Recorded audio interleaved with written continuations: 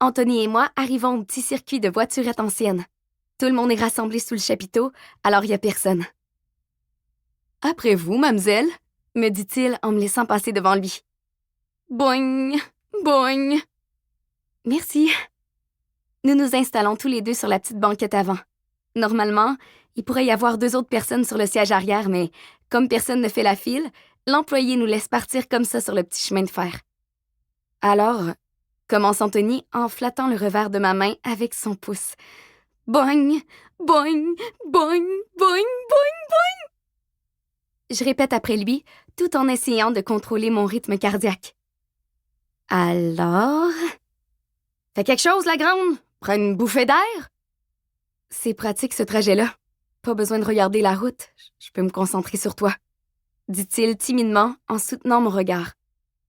Boing, boing, boing, boing, boing, boing, boing, boing, boing, boing, boing, boing. Houston, on a un problème. Arrêt cardio-respiratoire imminent. Maya, respire! Kaboum! On était rendu là. Tu t'en souviens? Je sais très bien que tu attends la suite depuis un moment. Je pourrais tellement te faire languir plus longtemps. C'est comme le résumé de début d'émission sur Netflix qui dit « Dans le dernier épisode de... » Pèse sur skip et commence l'émission. Ça y est, mon cœur vient d'exploser. Bon, peut-être pas littéralement, parce que sinon, je serais pas là pour te raconter ça. Mais c'est vraiment ce que j'ai ressenti. Comme si c'était trop d'émotions en même temps.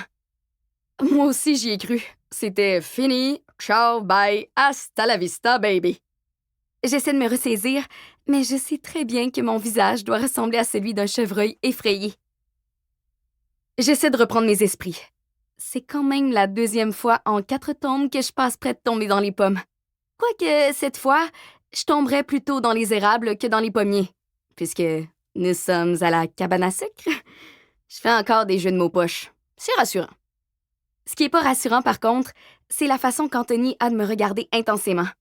Ou plutôt, de regarder mes lèvres. Malaise. Est-ce que je suis censée dire quelque chose? Est-ce qu'il va essayer de m'embrasser? Est-ce que je vais bien l'embrasser? Est-ce que j'étais censée m'exercer sur une affiche ou un toutou? J'ai toujours trouvé ça bizarre, les gens qui faisaient ça. Est-ce qu'Anthony s'est exercé, lui? Mais c'est donc bien bizarre de l'imaginer en train de frencher un ourson en peluche. Est-ce qu'il réalise que je l'imagine en train d'embrasser un toutou en ce moment? Est-ce que je fais des drôles de faces? Est-ce que j'ai l'air folle? Est-ce que je vais arrêter de dire « est-ce que... » Taille! Hé! Un peu de respect, là. C'est quand même moi la bosse de ma petite voix intérieure, Pas l'inverse? Je pense qu'Anthony ressent mon malaise, car il détourne le regard à son tour.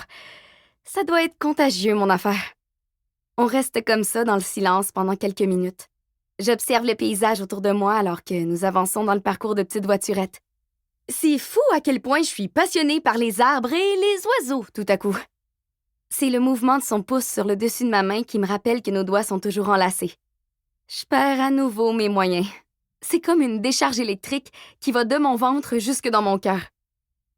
Nos regards se croisent encore et Anthony me fait un grand sourire. Je le sens qu'il réfléchit aussi à ce qu'il pourrait dire. Puis, il se lance. « J'avais envie de te tenir la main comme ça depuis le début de l'année. » M'avoue-t-il timidement. « C'est pour ça que t'es sortie avec Chloé à la place? » Ma petite voix intérieure est presque aussi surprise que moi. « Ben voyons, même moi, j'aurais pas été aussi bête. » Oups, je pense que je l'avais encore sur le cœur, celle-là. Je ferais mieux de sourire, question de faire passer ça pour une blague. Et une blague plate. Excuse-moi, Anto, c'est sorti tout seul. C'est juste que... Plutôt que de mal le prendre, Anthony me regarde avec un sourire désolé. Pas besoin de t'excuser, Maya. C'est moi qui ai été con. Je le mérite.